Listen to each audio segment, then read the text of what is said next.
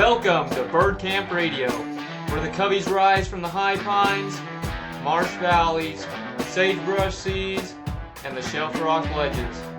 Here at camp, the fire's always glowing, the dogs are never far, and the stories of birds, wild places, and the upland life are just beginning.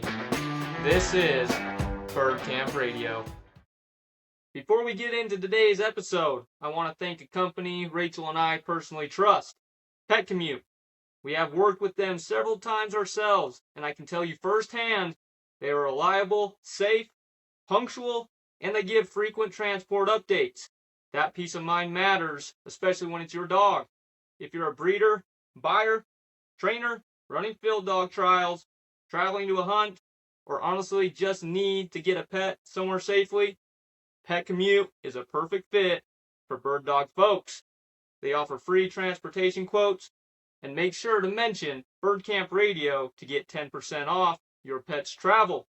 Check the link in the show notes, our social media bios, or the comments. I highly recommend them.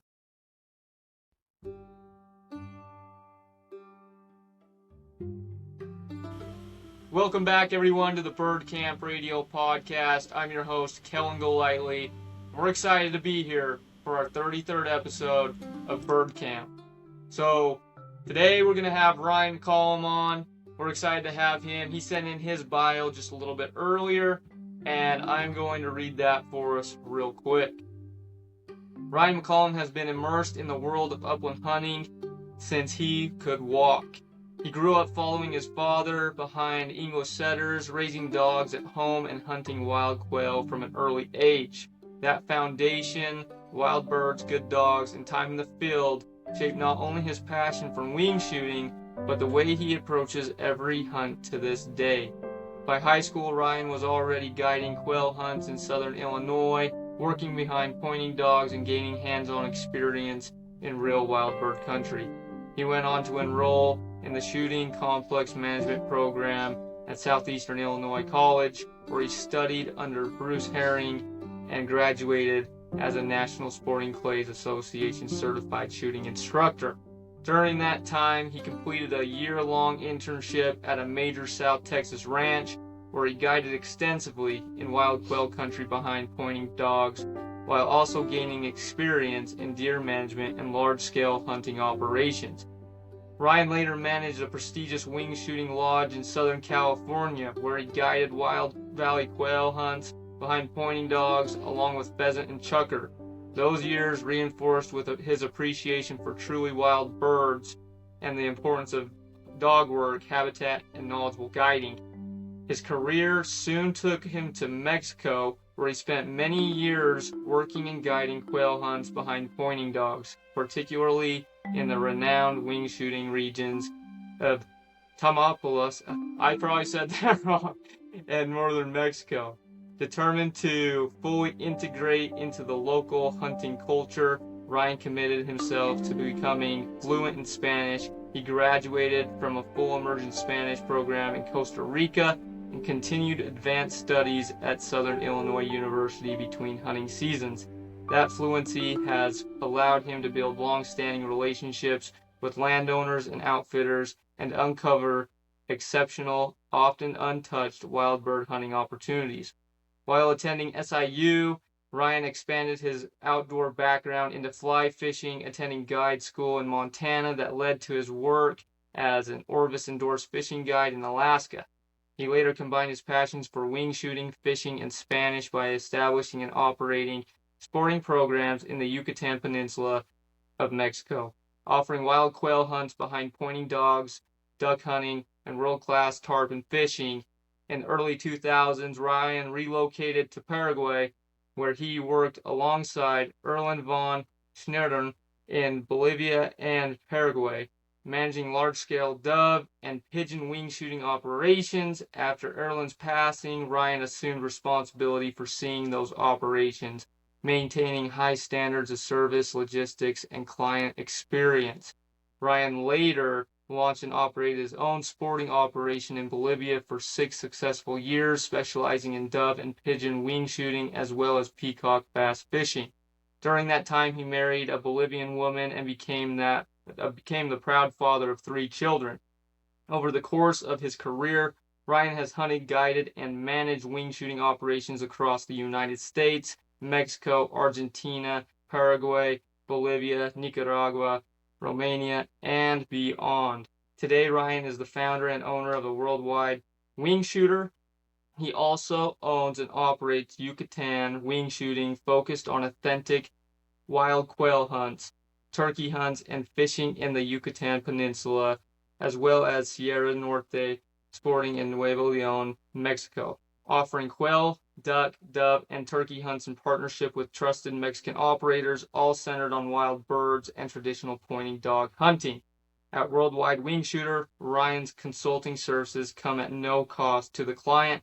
His mission is simple: to connect serious upland hunters with reputable, first-class operations that deliver genuine wild bird experiences, with a lifetime spent behind English setters and decades of guiding and managing hunts behind pointing dogs across the world. Ryan remains dedicated to preserving and sharing the traditions that define upland bird hunting. Ryan, that's a great bio, and we are excited to have you on. How are you, man? Great, thank you. Glad to be on with you. Yes, we're excited to dive in to your bio and who you are and what you've been able to do, because you've been very well accomplished in your career when it comes to upland game and the guiding businesses. But before we get into that, we'd like to play the quick game of rapid fire around the campfire with you. For the ones that don't know about this game consists of 10 questions about upland game hunting. We do have a leaderboard. It is timed. Each one of these can be answered in one word. And so if you're ready to go, we'll get started. Let's go. All right. Let me pull this up. And here we go. Favorite bird to hunt? Quail. Favorite shotgun gauge? 12. Morning or evening hunts? Morning. Favorite dog breed? English setter. Game bag or vest? Best. Favorite state to hunt? Oh, Texas. Solo or with friends? With friends. Public or private land? Private. Dream hunting destination? Africa. Limit or memories? Memories. There we go. That's a pretty good time. We'll release that at the end of the podcast, but I think you kind of stirred it up for us this time, so it's looking good. Looking good. No, man, we're excited to have you on, get to know you a little bit more and what you do in the background of upland game hunting and why you continue to progress in this great tradition and pass it on for others to enjoy as well. We'd just like to kind of get started where it all began for you. Where did upland game hunting come into your life, and how did that affect you? When I was a child, my dad raised English setters, and we hunted. He was all excited about the opening day, and I hunted with him since I could walk.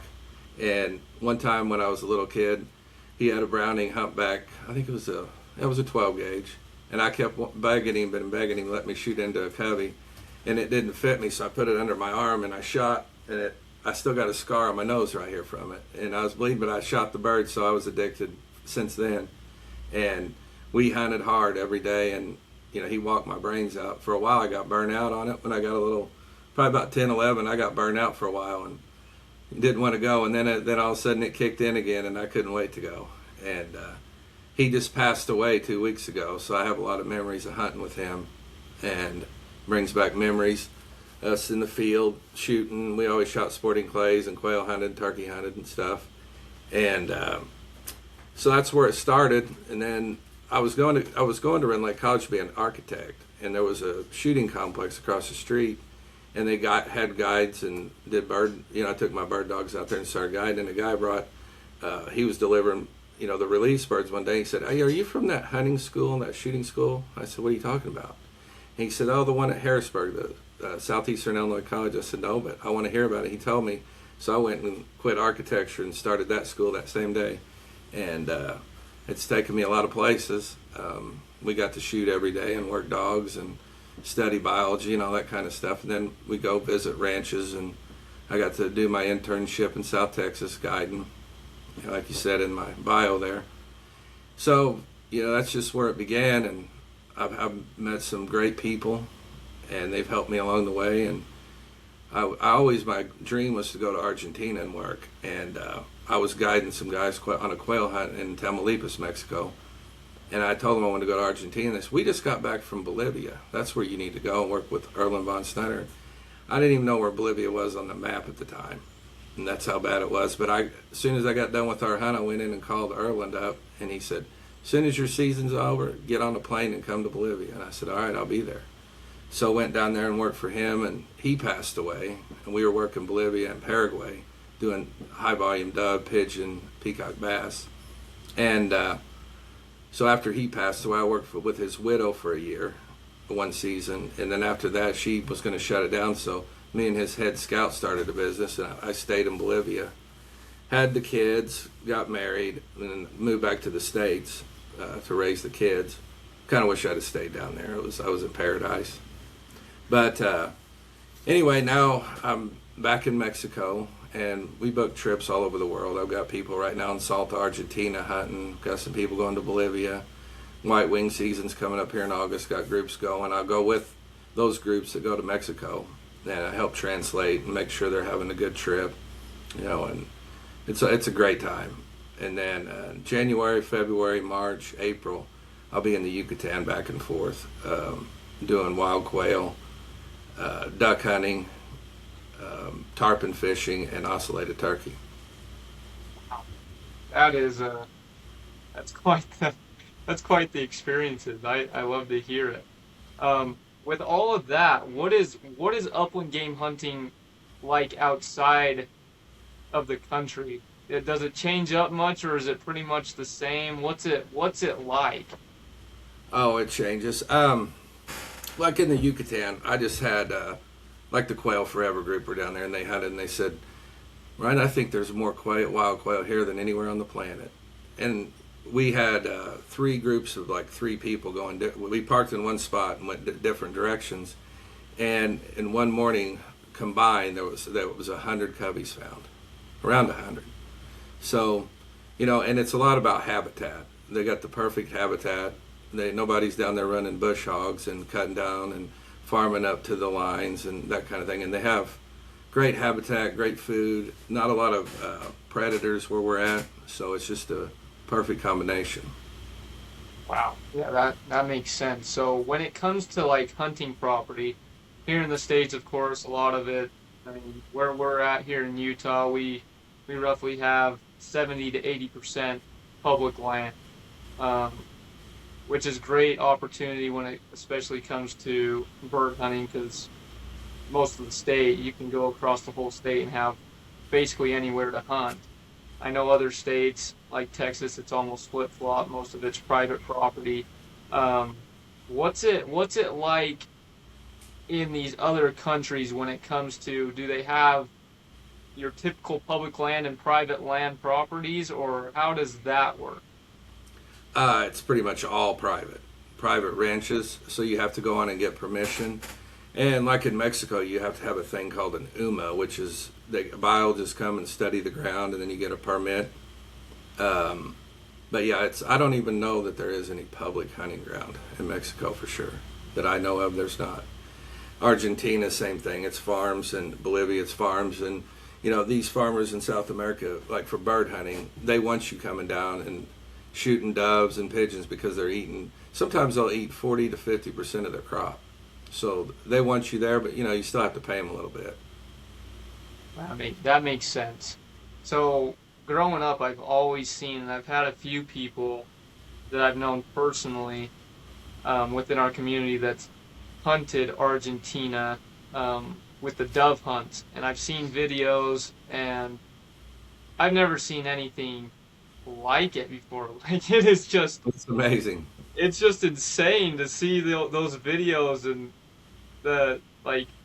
have these guys just sitting right there filling you up with shells, and all you basically got to do is just shoot. It's crazy. Yeah, some places they'll have a loader too, and you can shoot 2 guns and just keep handing it back and forth, and they load it for you. Wow, that is absolutely amazing. So, do you have a favorite country that you prefer, like bird species too in certain areas? I'm just curious. Well, I really like Argentina just because they got great duck hunting. You could shoot perdiz behind dogs. Um, Amazing dove hunting, pigeon hunting, dorado fish and golden dorado fishing in the rivers. And, you can go down to southern Argentina and trout fish, and there's big stag. They got wild quail down there also. So it's a country it's a wing shooter fisherman paradise, and I really like it. I wouldn't mind to live there. Yeah, And the lodges in Argentina, pretty much all of them have tons of birds. So now they compete on who has the biggest lodge, who has the best food, who has the best service, who's closer to the birds. I mean, it's pretty crazy. So they go out, to get the best of the best. that's amazing. I've heard good things. I mean, I actually lived in El Salvador for a year, and I knew a guy from Argentina. He only spoke highly about Argentina. He hated El Salvador. He just wanted to go back to Argentina, and we would get talking about like Patagonia and places like that. And I would love to one day be able to go over to like the Patagonia area. I've heard a lot about like the brown trout over in these areas, and I've never seen anything like it. It's just absolutely amazing. Yes, it is. It's a beautiful country. No, that's awesome. So when it comes to the bird dogs, what is your situation when, I mean, you're guiding these hunts? I'm guessing you have employees over there as well. Where do the bird dogs fit into those categories? I'll tell you a funny story. So I had some customers one time. We were in Mexico, and the bird boys, they're the guides. They train the dogs in Spanish, and they're talking to them. And this guy looks at me one time. He goes, "Ryan, them dogs are really smart. They know how to speak Spanish." And I said, "Yeah," I said, "in China, they probably speak Chinese too." But anyway, yeah, the dogs, they learn those Spanish commands, so they're pretty neat. And we buy dogs in the States and ship them down, and we also buy some that are already in Mexico that have been trained. So, Wow. So when it comes to bird dogs down there, do they have I know like here in Utah, for example, a lot of guys, because of the terrain and the amount of chukar population we have, a lot of guys like to run GSPs. mhm. I know in the Midwest, there's a lot of guys that like to run setters. Um, in in Mexico and some of these other countries, is there like a typical dog that you see, or is it kind of around here in the United States where it's kind of depends in the area where you're at? Well, I tell you what, where I work at another spot, I got a good relationship with a place in Tamaulipas, and we go there, and they have a mixture of dogs, but the weather's a little cooler there, so they can get away with it. They'll have Brittany's, pointers, setters, GSPs, the whole thing. Now in the Yucatan, I've taken some setters down, but it's so hot. I mean, by 9 o'clock, it's like 90-something degrees, and we usually quit because it's hot on the dogs. But we run pointers, GSPs mainly there, just because of the heat, and it's tough. A lot of rocks and thorns and stuff. So we got to have a tough dog that does keep rolling and not getting that hot. Yeah, that makes sense. So, for you personally, I mean, you grew up with English setters. Is that still your go-to for you yourself, or? Yeah, I love them. Just as a dog in general, and for hunting both. Yeah, I mean, I've known quite a few people. But we here. have, like in the Yucatan, I have a problem. This new worm, the burrowing worm that has got into the cattle population. Oh yeah, I I've don't know heard if of you've it. heard of that or not, but we've lost we've lost several bird dogs to that. And we also have a problem sometimes with these birds in the Yucatan like to fly low, and ours aren't steady to wing and shot. So when they get up, the dogs start running, and guys start shooting them, and they're running through the brush, and the birds are flying low. We'll end up getting some dogs shot, and we've lost some to that worm. So I hate seeing that stuff, but it happens. Yeah, that's pretty bad. I hate losing bird dogs. Yeah, that's rough. So, when it comes to your bird dogs, how many do you guys have down there at a time, usually? We try to have 10 or more. I'd like to have about 20 dogs just because, it's hot and I like to rotate them out, let them heal up and get rested up. But like I said, we've lost some, and we've had a few accidentally get shot because of low flying birds and the dog running out and people not seeing them in the brush, stuff like that. Yeah, that would definitely do it. So when it comes to your company, do you have like a favorite, like, is there usually some hunt that people like to originate to, ones that are more popular than others? I used to, back in the day, not as much anymore, but I used to be known as a pigeon guy because I ran the pigeon hunts in Paraguay. So I had lots and lots of pigeon hunters, and they were always looking for the best place. So I was always concentrating on finding the very best pigeon place for them. And there was some good pigeon places out there. I still love northern Mexico, northeast Mexico, Tamaulipas. You could shoot ducks in Laguna Madre, tons of wild quail. I went down and hunted there last year with the guy that I guided when he was a little kid, and he wanted me to hunt with him. And that was 20-something years ago, and we hunted together last year, and it was amazing. I think we found 60 cubbies one day. Wow. That's amazing. So when we're talking your wild quail populations, what kind of quail do they have down there? In the Yucatan, it's the black-throated bobwhite quail. The hen looks just like the hen. The male looks like a regular northern, but he has a big black spot, and his underneath's a little more colored. Real neat bird. We're also going to do some hunts in Veracruz, Mexico, where they have the chestnut-breasted bobwhite quail. And then in Tamaulipas, it's the regular northern bobwhite quail. Wow, I didn't realize there were so many different types of bobwhites. That's pretty cool. Yeah, there's, I forgot how many species. And Mexico has a lot of species of quail. There's the Montezuma, the Valley quails over there, the scale, chestnut, northern bobwhite. And then there's some of these weird jungle birds. I had some guys come hunt with me this last year, and they were like, we want to hunt every species of quail there are in Mexico. And they'd already studied where they're at and all this stuff, so they were wanting me to put a trip together, and they were going to fly from one spot to the next to try to species collect. We get a lot of guys species collecting for the black-throated bobwhite. Wow. Yeah, that's definitely unique and something new to me.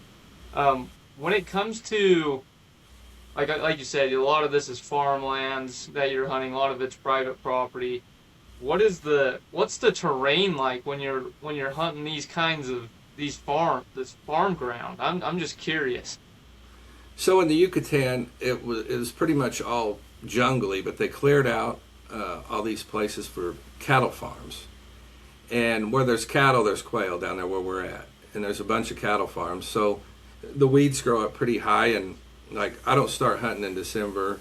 When I could, December and January, because the weeds are still high, I let them cattle get in there and they knock the weeds down so we can actually walk through there where it's decent. It's a rocky terrain on the bottom because it's like a limestone kind of lava floor. So, we're walking on some rocks and stuff. Not big boulders or nothing, but it's kind of rocky, like, I don't know how to, porous kind of thing. And then there's weeds and some, there's some sticky stuff here, there, and yonder. We'll just get on the cattle trails and walk around, and it's not too bad. And then, like northeast Mexico, you got a lot of different terrain, farmland, fence rows. You got kind of grassy, rolling little type of ground, and it's nice. Wow. Yeah, so it does kind of vary a little bit differently from the places, and a little bit different than what we have here in Utah, I'll tell you that. Sure. So you're back in the States right now. You're in Illinois, right? Yes. Okay. So while you're here, do you do a lot of upland game hunting while you're here in the States too, or how does that work? Well, I usually don't get to because during the season I'm normally gone, out of the States. But if I get a chance, I will. Here in Illinois, I grew up with my dad. Hunting with him, we used to find 10, 15 cubbies a day. And now if I went out here and found 2, it'd be a good day. I mean, it's pretty tough. You might find 5 or 6 here and there. but it's pretty tough. So Yeah. he had a hunting buggy, and because he was kind of getting old, so he'd drive around, and he sold that because there just wasn't any birds worth going. Yeah. Yeah, I've heard a lot about some of those Midwestern states, some upland decline in some areas, and it's a part of it. It's tough to see that. Seeing some of that land, I've kind of seen it in my life here in Utah. Some of the places that we used to hunt getting sold off, or public lands as well. So it's kind of hard to see, but it's part of it at the end of the day, I guess. All right, everyone. Quick shout out to our friends at Pet Commute. If you ever tried coordinating dog transport yourself, you know it's not simple. Whether it's a new pup coming home, a finished dog heading to a buyer, a field trial trip, or even, let's be honest, your wife needing her little mutt transported safely, Pet Commute handles it professionally. Rachel and I have personally transported with them, and I can confidently say they are reliable, safe, punctual, and they keep owners updated the entire trip. They offer free quotes, and if you mention Bird Camp Radio, you'll get 10% off your pet's travel. Hit the link in the show notes, comments, or our socials. Um, so when it comes to the seasons down in Argentina and Mexico, how long are you hunting down there? Where do the seasons align? Well, in August you can start hunting white-winged dove in Mexico, and then all the way up till October it starts getting cool. They move out. About November you can start hunting quail and ducks, and then mourning doves, all the way into February. And then in the Yucatan we start into January. We hunt February and all of March, and for quail and ducks, and then we start hunting ocellated turkeys in April, May. We can do March hunts because some people like to combine a quail and turkey hunt and tarpon fishing. So we'll do March. They can even do ducks, so they can get a whole fun week or so in the Yucatan with us hunting a lot of stuff. We just have to move around. We hunt quail and tarpon in one lodge. We hunt turkey in a different lodge, and we have a different place for ducks. So we just move. We'll hunt like 2 or 3 days of quail, 2 or 3 days of ducks, 3 or 4 days of turkey, and then somewhere in there they can fish in the morning. And the tarpon fishing there is unbelievable also. Yeah, that sounds like quite the variety and quite a lot of fun to me, and getting out there and having quite a bit of different opportunities throughout a week or whatever you want to do, being able to combine that. So that's really cool. So when it comes to all of this, where can everybody find you? If there's any listeners out there that want to book hunts with you, how can you do it? Well, I have a website called worldwidewingshooter.com, and that covers everything around the world. And then I have yucatanwingshooting.com that covers the Yucatan. I also have a fishing page. It's called worldwidefishingdestinations.com, and Sierra Norte Sporting.com. That's for Monterey. I didn't even talk about that spot, but yeah, the Monterey thing's easy to get to. You just fly. It's about an hour from Houston flight. You fly right into the international, and you don't have to go across the borders coming or going. And we pick you up, and it's about a 40-minute drive to the lodge.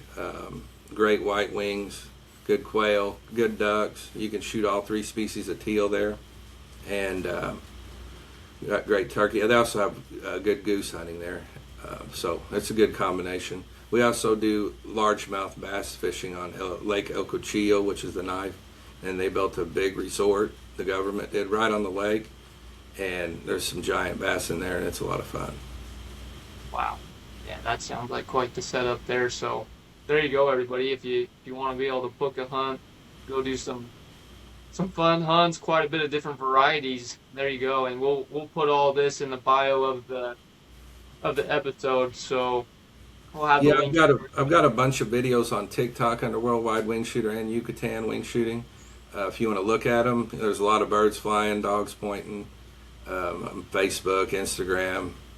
You can call me if you want. I can give you my number, whatever. Sweet. Well, there we go. We'll put all that, all the links into everything so everybody can find it. And if anybody has any questions, you can reach out to me or Ryan, and we'll get you covered that way. Um, So we know as of right now we're in the kind of the off season with birds. So what are some things that you're doing on the off season? What keeps you busy during the off season? Well, I will mention this. You can hunt anywhere all year round. Like right now is the best time to be in Argentina. I've got guys down there and they called me and said, "Oh my, this is the best thing we've ever done." Thanks. But you can duck hunt down there right now. You can dove hunt. You can perdiz hunt. You can fish, and it's prime time. You can dove hunt year round in Argentina, but now it's perfect for the ducks and the dove and the whole deal, pigeons. But what do? I sell drill bits that go in the ground. I do all of our Latin American sales, Spanish for water and gas, and then I also serve court papers a lot. So I drive around serving papers and talking to people on the phone about hunts. There you go. Keeps you pretty busy all year round. That's not a bad thing. Yeah. I get that.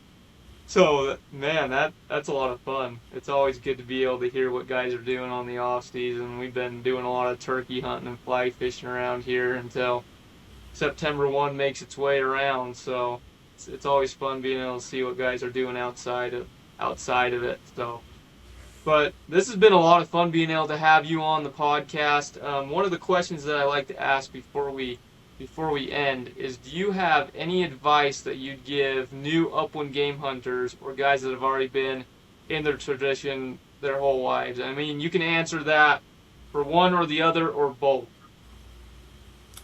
Advice, well, just enjoy it while you can. Like I said, when I was a kid hunting with my dad, great memories. Back then there was birds everywhere, and I just didn't. And also when I worked the first time in Mexico, I was a young kid. This is my late teens, early 20s. And when I went back this year, I realized I'm in paradise right here. It made me click. And like when I hunted with my dad when I was a kid, I didn't realize we were living in paradise because we don't have those birds now. And the Mexico thing, I didn't realize what I was actually living in at the time until I just went back and did it.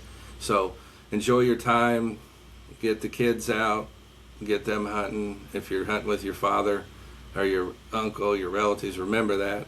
You're going to save those memories. I can tell you, great hunt. If somebody asks me if I remember something, no, I don't, but I can always remember a great hunt, no matter what happened, especially if it was with somebody I care about. So just cherish those moments. I love that. It really comes right back to the why we do it. Man, like you said, it's get out there, have some fun, enjoy the moments that we have, because like I always say, we're on borrowed time at the end of the day, so we got to pack in everything that we possibly can during the time that we have a good time, enjoy it with people that we love, make those memories. I appreciate that. Well, yeah. Thank you again, Ryan, for coming on here, sharing your story and what you're doing with your companies and upland game hunting. This has been a lot of fun being able to have you on the podcast to share your story. Well, thank you guys for having me. It's been fun. Of course. Thank you again, everyone, for listening to the Bird Camp Radio Podcast. I hope you enjoyed episode 33 with Ryan McCollum as much as we did. But before you go, we need to release his time on the rapid fire around the campfire game. We have a new history here. We have never had this happen before. Ryan, your time was 33.79 seconds, which puts you in second place, tied with 33.79 of Travis Spring. So we have two second place holders now at this point. Good for you guys. As you already know, everybody, if you want to find us on Bird Camp Radio, you can find us on Spotify, iHeartRadio, and Apple Podcasts, along with watching this video now on YouTube. You can also find us on our social media platforms on Instagram, Facebook, and TikTok. I hope you enjoyed this, and we'll catch you next week. You've been listening to Bird Camp Radio, where the high pines, marsh valleys, sagebrush seas, and shelf rock ledges always call us back. Until next time, keep your dogs close, your shot true, and your campfire stories ready to share. We'll see you back at camp. Don't miss out on the next episode, where we'll host our next guest on the podcast. You don't want to miss this one. Thank you.